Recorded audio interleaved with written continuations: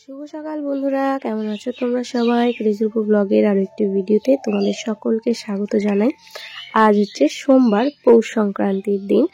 তো সকাল থেকেই মোছাকোছা করতেই ব্যস্ত আমি। সংক্রান্তি মানে তো বুঝতেই পারছো, একটা উৎসব যেটা। তো যাই হোক, ভিডিওটা আমি অনেকটা দেরিতে দিচ্ছি। সংক্রান্তি পার হয়ে গেছে, এক সপ্তাহ হয়ে গেল। তো আমি তো তোমাদেরকে কমিউনিটি পোস্টে জানিয়ে দিয়েছিলাম যে শরীরটা আমার ভালো নেই গো। তো সেই কারণেই এখন বাজে হচ্ছে প্রায় 11:15 মতো। তো সকালবেলায় রান্নাবান্না সমস্তটা কমপ্লিট করে নিয়েই তারপরেই মোছাকোছা শুরু করেছি। কারণ ভেজা বারান্দাটা না শুকাতে চায় না, তখন ওই ভেজার মধ্যে বসে বসে রান্না করাটা অসুবিধাই হয়। তো যাই হোক, এই জল টল ঘেটে ঘেটেই আমার আরও শরীরটা খারাপ হয়ে গেছে। তো আশা করছি আমার ভয়েস শুনে তোমরা বুঝতেই পারছো। আর এই একটা সমস্যা, রোদ উঠছে না, এত পরিমাণে জামা কাপড় আমি ধুচ্ছি যে কেন আমি নিজেও জানি না। তো যাই হোক, গোটা বাড়ি আমার দেখো চৈত্র সেল লেগে গেছে। মানে চৈত্র সেলের সময় যেরকম চারিদিকে জামা কাপড় ঝুলিয়ে রাখা হয়, তো সেই অবস্থা আমার বাড়ি ঘরের। তো যাকগে চলো, দুপুরবেলা মোছা খোঁচা সেরে একদম স্নান টান করে নিয়েছিলাম। নিয়ে তো প্রচন্ড পরিমাণে ঠান্ডা লেগে গেছিলো, সেই কারণে আগে সোয়েটার টোয়েটার পরে নিলাম। আর যেহেতু আজ সংক্রান্তি, পৌষ সংক্রান্তি, তো একটু তো আলপনা টালপনা দিতেই হয়। তো খুব একটা ধুম মানে করছি না, মানে মনের মধ্যে সে আনন্দটা নেই গো, কারণ প্রচন্ড পরিমাণে ঠান্ডা। তার মধ্যে আগের দিনেই বাতাসেও চলে গেল, বাড়িতে নেই, তো মনটা আমার খুব একটা ভালো ছিল না। বাধ্য হয়ে আমি এগুলো করছি, মানে নিয়ম আর কি, করতে হবে, না করলে নয়। তো সেটাই আর কি। আর এই তুলসী তলায় আমি ওই পুষনা পুষনি যে বানাতে হয় না পৌষ মাসে যে, তো সেই দুটোই বানাচ্ছি আর কি। আর আলপনাও দিয়ে নেব। তো যাই হোক, চলো তোমরা সঙ্গে থাকো আর ভিডিওটা পুরোটা দেখতে থাকো। আশা করছি একটু হলেও ভালো লাগবে। তো ফাইনালি আমার আলপনা দেওয়া কমপ্লিট হয়ে গেছে। আর এদিকে দেখো, ঠাকুর ঘরেও একটু করে দিয়ে নিলাম অল্প একটু। আর এই যে পুষনা পুষনি বানাতে গিয়ে আমি হাত দুটো, মানে পুষনা তো বানিয়েছি, পুষনির হাত দুটো বানাতেই ভুলে গেছি। মানে মাথার মধ্যে যে কি চলছিল, এই ভিডিওটা এডিট করতে বসে এখন আমি দেখছি যে এই যা কি করে নিলাম। তো যাই হোক, সন্ধ্যাবেলায় এখন চলে এসেছি খোলা পোড়াতে, মানে যেটা আরো মেন, খোলা পোড়াতে হয় পিঠে ভাজার আগে ওই ধানের গুঁড়ো দিয়ে। তো সেই সমস্ত কিছু আনা হয়েছে, সেগুলোই করব এখন। বাজে হচ্ছে বিকেল 4:20, মানে প্রায় সন্ধে হতেই চললো। তো এখন আমরা আজকে যে সংক্রান্তির নিয়মগুলো পালন করতে হয় সেগুলোই এখন করব। আর হ্যাঁ, তোমাদেরকে আরো একবার পৌষ সংক্রান্তির অনেক অনেক শুভেচ্ছা। সবাই খুব খুব বেশি করে পিঠে পুলি খাও আর খুব খুব মজা করো। তো যাই হোক, এখানে দেখো এই যে আমার মাটির সরা, এটা আমি ধুয়ে রেখেছি একবারে, মানে ভালো করে জল দিয়ে পরিষ্কার করে ধুয়ে রেখেছি। তো জলটা একদম শুকিয়ে গেছে। আর যে খোলাটা যে পোড়াই আমরা, ঠিক আছে, এই যে গুঁড়ো, ধানের যে গুঁড়ো, তো সেই গুঁড়োও নিয়ে আসলাম। তো এটা এখন আমি পোড়াতে দেব। তো এটা পুরোটা যখন পুড়ে যাবে তারপরে এটার মধ্যে পিঠে টিঠে ভাজবো। আর হ্যাঁ, আরেকটা হচ্ছে, আজকে সংক্রান্তিতেই আমরা জমিয়ে পিকনিক করব বাড়িতেই, মানে খিচুড়ি পিকনিক হবে। মানে পিকনিকও না, আবার পিকনিকও বলতে পারো, কারণ বাড়ির লোকেরাই যেহেতু আমরা শুধু থাকবো, শুধু নিজেরাই থাকবো। তো সেই কারণে একদম গোবিন্দভোগ চালের, গোবিন্দভোগ না চিনিয়াতপ, যাই হোক একই ব্যাপার। তো সেই চালের খিচুড়ি করব। আর হচ্ছে বেগুন ভাজা আর পাঁপড় ভাজা। মানে ঠান্ডার দিন না, রাত্রে আর ভাত খেতে ইচ্ছে করছে না। তো কদিন ধরে খিচুড়ি করব করছি, কিন্তু সময় আর হয়ে উঠছে না। তো যাই হোক, চলো আগে সংক্রান্তির নিয়মগুলো করে নিই। যে ঠান্ডা পড়েছে সারাদিন, আমার নাক তো একদম পুরো বন্ধ হয়ে আসছে। মানে এত ধোয়া কাচা করেছি, তারপরে মোছা কোছা করতে আমার অবস্থা খারাপ। তো যাই হোক, নিয়ম তো করতেই হবে, যেহেতু বাঙালি বাড়ির বউ হয়েছি, তাই না? তো চলো তোমরা সঙ্গে থাকো, আমি খোলাটা পোড়াতে দিই। তো বন্ধুরা দেখো, আমি গ্যাসের মধ্যেই খোলা পুড়িয়ে নেব। আগে প্রায় আমি উনানের মধ্যেও করতাম অনেক সময়, আর এখন না আমার খড়ি শেষ হয়ে গেছে। তো সেই কারণে আর উনুনটা ধরালাম না, গ্যাসেই করে নিচ্ছি। কারণ উনুন ধরাতে গেলে আবার অনেকটা ঝামেলা হবে। তো যাই হোক, এদিকে দেখো অনেকক্ষণ পরে গুঁড়াটা, মানে খোলাটা প্রায় পুড়ে এসেছে। এটা যখন পুরোটা কালো হয়ে যাবে, মানে সবগুলো যখন পুড়ে যাবে, তখন এটা নামিয়ে নেব। আর এদিকে দেখো, আমি চালের গুঁড়ার ব্যাটারটাও কিন্তু বানিয়ে রেখেছি, গরম জল দিয়ে গুলে রেখে দিয়েছি। খোলাটা পোড়ানো হয়ে গেলেই সেটার মধ্যে ভাজতে দিয়ে দেব। আর হ্যাঁ, আমাকে কিন্তু এগুলো কেউ হাতে ধরে শিখিয়ে দেয়নি, মানে আমি ওই গ্রামে বয়স্ক দিদা টিদাদের কাছ থেকে শুনে শুনে এগুলো করতাম। তো ওই করতে করতেই হয়ে গেছে। তো যাই হোক, চলো এদিকে খোলাটা ঠান্ডা করে নিয়েছি। আর দেখো কি সুন্দর লাল টুকটুকা খোলা, একদম কালো কুচকুচে হয়ে গেছে। তো যাই হোক, ওর মধ্যে একটু তেল ব্রাশ করে নিলাম, নিয়ে ব্যাটারটা ঢেলে দিলাম। তো এইভাবেই আমি কয়েকটা পিঠে ভেজে নেবো। আর দেখো, খোলাটা অতিরিক্ত গরম হয়ে যাওয়ার জন্য একদম ধরে নিয়েছে, মানে আমি বুঝতেই পারিনি এতটা হিট হয়ে যাবে। এগুলো হালকা আঁচে করতে হয়। আর সবথেকে ভালো উনুনের মধ্যে এই পিঠে পুলিগুলো ভাজা হয়। তো যাই হোক, আমি হয়তো ভালোভাবে পারি না। যাই হোক, পিঠে ভাজতে ভাজতে বাবা বাড়িতে চলে এসেছিল। তো ওদের পিকলু আর বাবাকে দিয়ে ওরা দাদু নাতি মিলেই ভোগ টোগগুলো দিয়ে দিল, সন্ধ্যা টন্ধা দিয়ে, মানে ওদিককার নিয়মগুলো সেরে দিল। কারণ আমার থেকে ভালো বাবা জানে। তার মধ্যে আমার আবার রান্না রয়েছিল, তো সেই কারণে দেখো এদিকে আমি খিচুড়ির সমস্ত জোগাড় যন্ত্র করে নিয়েছি। গাজর, মূলো, আলু, সয়াবিন, সিম, ফুলকপি, আতপ চাল ওদিকে ভিজিয়ে দিয়েছিলাম। তো মুসুর ডাল দিয়ে করবো আমি। আর এদিকে সমস্ত সবজিগুলো আগে আমি হালকা তেল দিয়ে ভেজে নিয়েছি, আর মশলা টশলাগুলোও বেটে নিয়েছি। ওদিকে জিরে, শুকনো লঙ্কা আর এলাচটা ভালো করে ভেজে শুকনো কলায় ভেজে বেটে নিয়েছি, মানে ওটা লাস্টে দেবো আর কি, ওটাই স্পেশাল মশলা। আর খিচুড়িটা আজকে আমি করব এই হাঁড়ির মধ্যে, মানে কড়াইয়ে করা যায় কিন্তু কড়াইয়ের মধ্যে না ধরবে না, তো সেই কারণে। আর চালটা ফোটানো হাঁড়িতেই ভালো হবে, ওই জন্য আমি এখানে হাঁড়িটাই বসিয়ে দিলাম। তো যাই হোক, চলো খিচুড়িটা এদিকে করে নিই। আর মশলা টশলাগুলো আগেই কষিয়ে নিচ্ছি, চাল দেওয়ার আগেই।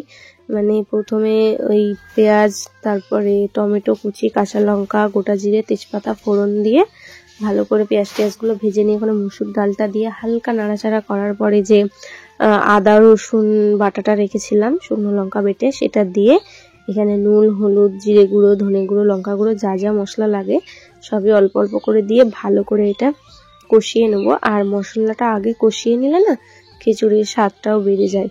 আর হাঁড়ির মধ্যে এরকম নাড়াচাড়া জিনিস খুব কম করেছি, সেই কারণে না অসুবিধাও হচ্ছে, মানে হাঁড়িটা পিছলে চলে যাচ্ছে। কারণ হাঁড়ির মধ্যে শুধু একভাবে ভাত বসিয়ে দিই, হয়ে যায়, নামিয়ে দিই। নাড়াচাড়া তো কড়াইয়ের মধ্যেই করি, তো সেই কারণে একটু অসুবিধাই হচ্ছিল। তো যাই হোক, এদিকে দেখো খিচুড়ির মধ্যে আমি ওই সবজিগুলো দিয়ে দিলাম। খালি সয়াবিন আর ফুলকপিটা আলাদা করে রাখলাম, কারণ ওগুলো না গলে যায়, পরে আর পাওয়াই যায় না, তো সেই কারণে। আর এবার ভিজিয়ে রাখা আতপ চালটা ধুয়ে রেখেছিলাম, তো সেটাই দিয়ে পরিমাণ মতো জল দিয়ে এবার ঢাকা দিয়ে রেখে দেবো। তো চলো খিচুড়িটা এইদিকে হতে থাক। আর খিচুড়ির সঙ্গে যে জিনিসগুলো খাবো সেগুলো আমি এবার করে নিই, মানে বেশি কিছু না, একটু পাঁপড় ভেজে নেব আর একটু বেগুন ভাজবো। আর পাঁপড়গুলো না এই ঠান্ডার মধ্যে মনে হয় ড্যাম হয়ে গেছে, তেলে ছাড়ছি কিছুতেই ফুলছে না, তো ওই রকম ভাবেই কোনো রকম একটু ভেজে নিচ্ছি। আর এদিকে দেখো খিচুড়িও আমার ফুটে এসেছে। তো চলো বেগুন টেগুনগুলো ভেজে নিই, সঙ্গে থাকো, দেখতে থাকো।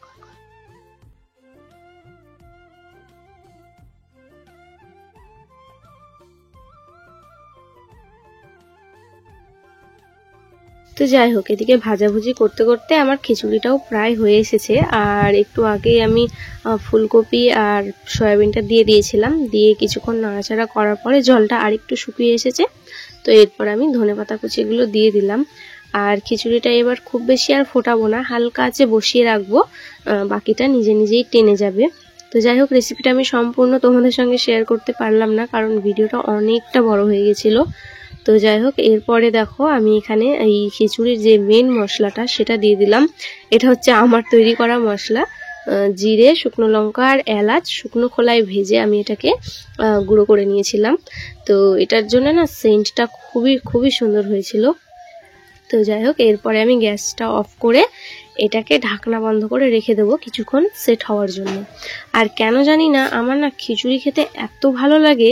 আর আমার সঙ্গে সঙ্গে এখন তোমাদের দাদা ভাইও খিচুড়ি পাগলা হয়ে গেছে, মানে কবের থেকেও আমাকে খালি বলেই যাচ্ছে যে ঠান্ডা পড়ে গেছে, এবার তো একটু খিচুড়ি বানাও, খিচুড়ি বানাও। আমারই আর হয়ে উঠছিল না, তো ফাইনালি আজকে আমি খিচুড়ি বানিয়ে নিলাম। তো যাই হোক, চলো গ্যাসটাও এদিকে অফ করে দিলাম, এবার এটা সেট হয়ে যাক।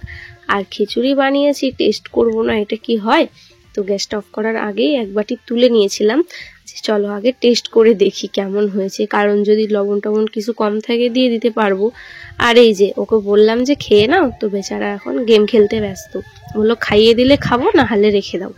তো আমি এবার এত কষ্ট করে নিয়ে আসলাম, টেস্ট করাবো না তা কখনো হয়, তো সেই কারণে ওকে আমি খাইয়ে দিলাম। আর পিকলু ওদিকে বাবার ঘরে টিভি দেখছে, তো সেই কারণে পিকলু মিস করে দিল। তো যাই হোক, ও পরে খাবে, আর আমি তো একদম পুরো বাটি চেটে পুটেই সাফ করে দিয়েছি।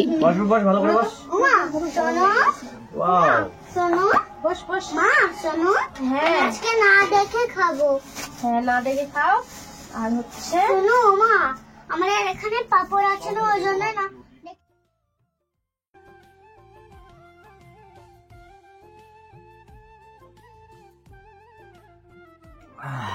গরম, জিভ যাবে আজকে, তোমার জিভ যাবে আজকে।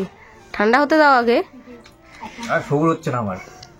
পিগলু পাপড়ে হামলা করে দিয়েছে, পাপড়ের ভক্ত। যখন থেকে ভাসছি তখন থেকে পাপড় খাচ্ছে। সুন্দর খাবারটা আমার বাবা মিস করে দিল, একটাই কারণ যে বাবার সর্দি, ওই জন্য খিচুড়ি খাবে না, রাতে ভাত খাবে না, খিচুড়ি খাবে না, কিছু খাবে না। বাবা মুড়ি খাচ্ছে, আমরা খাচ্ছি খিচুড়ি। তো দারুণ হয়েছে, অসম, সত্যি খুব সুন্দর হয়েছে। যদি কেউ খাইতো না খিচুড়িটা তোমার হাতে, পুরস্কার দিত, অস্কার। ঘন্টা দিবি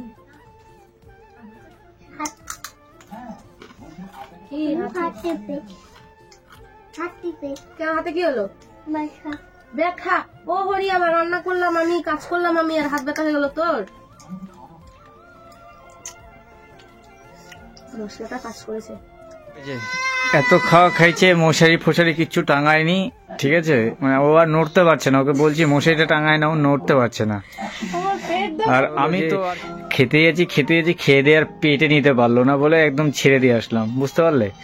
তো চলো, সবাই ভালো থাকবে। আমার ওভার হয়ে গেছে খাওয়া, আমি কি করি? মশারিটা গোজাও, দাও। জোয়ান খেলাম তাও কমছে না। আমাকেই করতে হবে, আমি তো জানি না, আমি তো অবাক। দাও, আরেকটা ক্যাটা কোথায় গেল? উপরে দেবো। উপরে? আরে ওটা নিচে বিছানো আছে, ওই যে এখানে আছে মনে হয় পর্দাটা। না না, নীলটা ওই যে, ওই যে। ও ওটা, আচ্ছা। হ্যাঁ, না সারা তো আবার শিশির পড়বে। ধরো, গরিবের কুটিরে ওপর, টিনের ওপর দিয়ে শিশির টুপকে পড়ে। এই যা, আজকে একটু হয়রানি হয়ে যাচ্ছে বেচারাটার।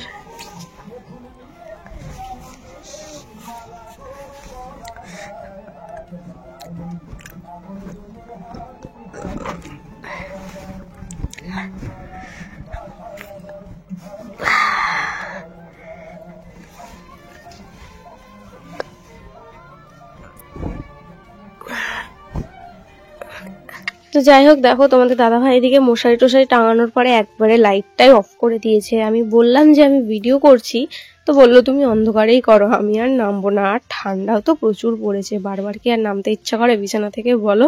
তো সেই কারণে আমিও আর লেপ থেকে বেরোইনি, ওই সব কাজ করে দিল আজকে, মানে মশারি গোজা থেকে শুরু করে সমস্তটা।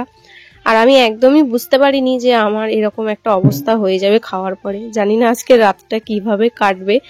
তো চলো, ভিডিওটা এখানেই এন্ড করছি। সবাই ভালো থাকবে, সুস্থ থাকবে, দেখা হচ্ছে আবারও।